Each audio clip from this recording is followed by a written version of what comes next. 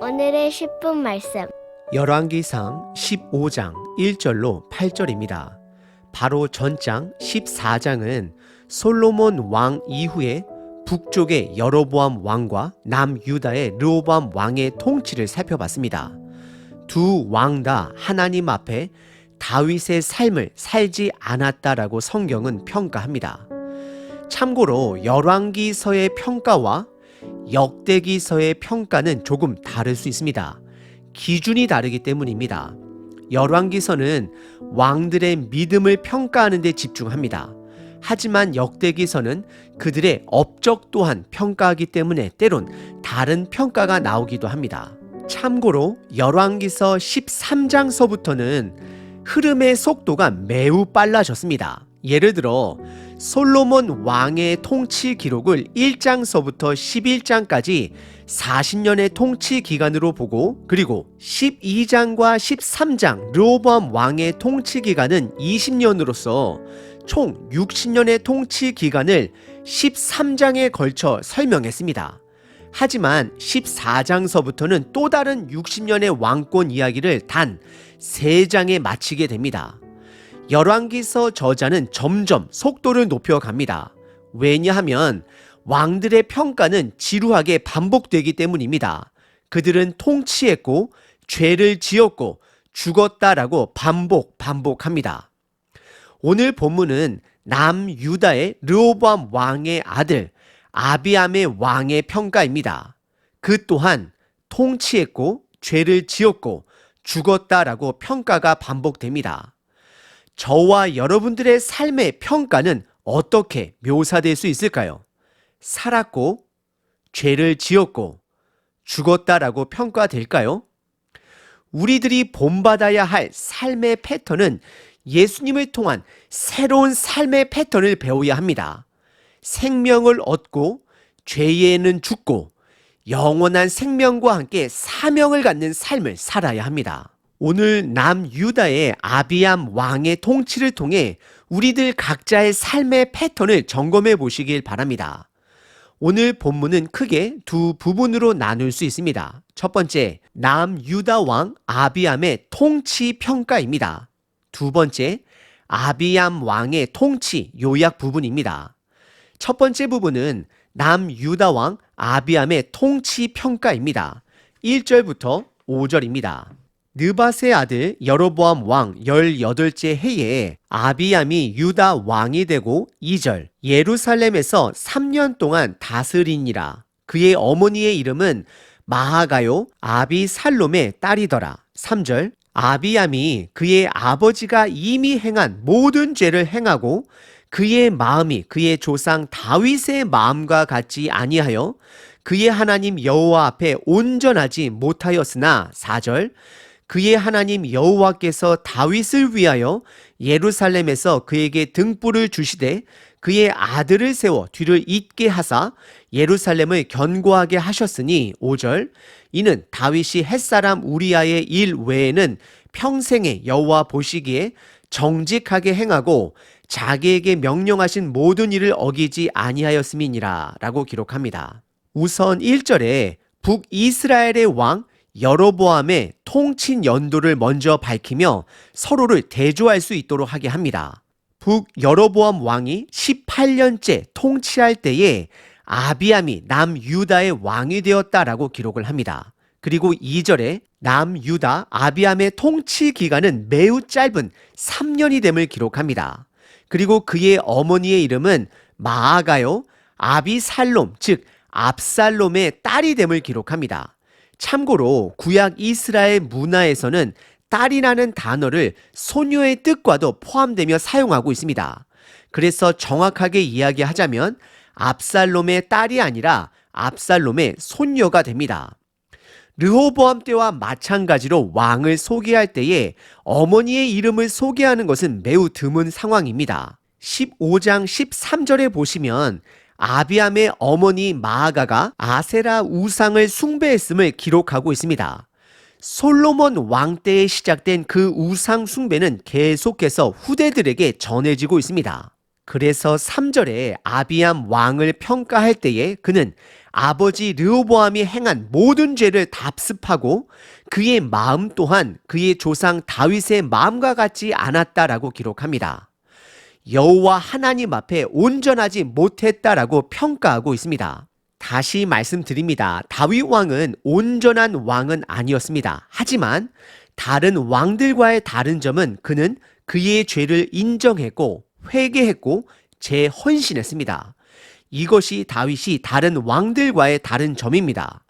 그래서 4절과 5절에 보시면 하나님께서 다윗과 맺은 언약을 강조하십니다. 이 부분은 신실하신 하나님을 드러내는 것입니다. 오늘 본문은 비록 아비암 왕의 통치 평가지만 그를 평가할 때에 다윗 왕과 맺은 언약을 강조하면서 남유다가 존재할 수 있는 것은 신실하신 하나님의 언약임을 강조하고 있습니다. 4절에 보시면 하나님께서 다윗 왕조의 후손의 지속성 언약을 등불로 표현하십니다.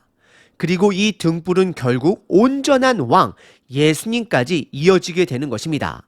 예수님이 그 언약의 성취자 되는 것입니다. 참고로 등불이라는 표현은 열왕기상 솔로몬 왕권 시절인 11장에 등장하고 다윗과 직접적으로 맺은 언약은 사무엘하 7장에 등장합니다. 그리고 5절을 보시면 다윗이 그의 부하 우리아의 아내를 취하고 그를 죽인 사건을 제외하곤 다윗이 하나님 앞에 정직하게 행했다라고 기록을 합니다.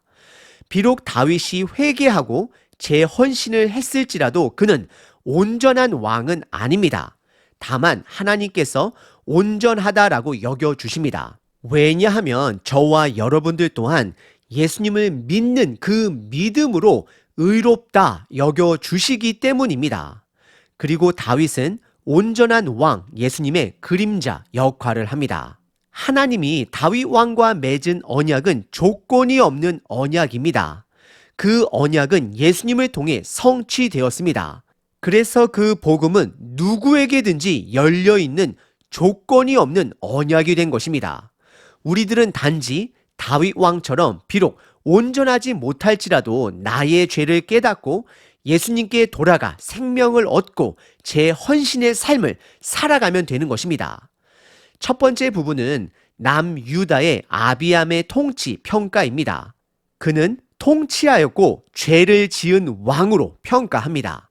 두 번째 부분은 아비암 왕의 통치 요약입니다. 6절부터 8절입니다. 르호보암과 여로보암 사이에 사는 날 동안 전쟁이 있었더니 7절 아비암과 여로보암 사이에도 전쟁이 있으니라. 아비암의 남은 사적과 그의 행한 모든 일은 유다 왕 역대 지략에 기록되지 않았느냐. 8절 아비암이 그의 조상들과 함께 자니 다윗성에 장사되고 그의 아들 아사가 대신하여 왕이 되니라라고 기록합니다. 먼저 6절과 7절에 북의 여로보암 왕과 남 르호보암 왕 사이에는 사는 날 동안 계속해서 전쟁이 있었던 것처럼 여전히 살아있는 북의 여로보암 왕과 르호보암의 아들 아비암의 왕 사이에서도 여전히 전쟁이 있었다라고 기록을 합니다. 그리고 그의 모든 행적은 다른 역사책에 기록되어 있다라고 기록을 하며 8절에 보시면 그는 죽어 다윗성에 장사되고 그의 아들 아사가 대신하여 왕이 되었다라고 기록을 합니다. 아비암 왕의 통치 요약은 세 문장으로 요약할 수 있습니다. 첫 번째, 통치했고, 두 번째, 죄를 지었고, 마지막 세 번째, 죽었습니다. 하지만 여전히 그의 아들 아사가 그를 대신하여 왕이 되는 것은 하나님의 신실한 언약을 강조하고 있는 것입니다. 오늘 본문은 아비암 왕의 통치를 말하고 있지만 신실하신 하나님의 언약을 대조하며 강조하고 있습니다. 첫 번째, 다윗과 맺은 등불 언약을 강조하였고, 두 번째, 죄악된 아비암 왕이 죽었어도 여전히 하나님은 신실하게 그의 아들 아사가 왕이 되게 하십니다. 그리고 열왕기는 아비암 왕의 통치를 세 문장으로 요약합니다. 통치했고, 죄를 지었고, 죽었습니다. 역대하 11장서부터 13장에 보시면 보다 자세한 남유다 아비암 왕이 어떻게 왕이 되었는지, 북여로보암 왕과 어떻게 전쟁에서 승리했는지를 자세하게 기록하고 있습니다. 하지만 열왕기서는 거기에는 관심이 없습니다. 그는 통치했고 죄를 지었고 죽었습니다. 그는 하나님께 돌아오지 않았습니다. 하지만 그럼에도 불구하고 하나님은 신실하게 언약을 지켜가십니다. 그래서 남유다 왕조를 살펴보면 한 왕조입니다. 다윗의 가문들입니다. 하지만 반면에 북이스라엘은 왕의 가문이 9번이나 바뀌게 됩니다. 하나님은 예수님을 통해 그 신실하신 언약을 성취하셨습니다. 예수님은 이스라엘 왕들의 죄악된 패턴을 끊고자 이 땅에 온전한 왕으로 오셨습니다. 예수님은 이 땅에 보냄을 받으셨고 죄를 위해 죽으셨고 생명을 주셨습니다. 그럼 예수님을 믿는 우리들은 첫 번째, 생명을 얻고 두 번째, 죄에 죽고 세 번째, 영원한 생명과 함께 사명감으로 살아가야 할 것입니다. 다시 말씀드립니다.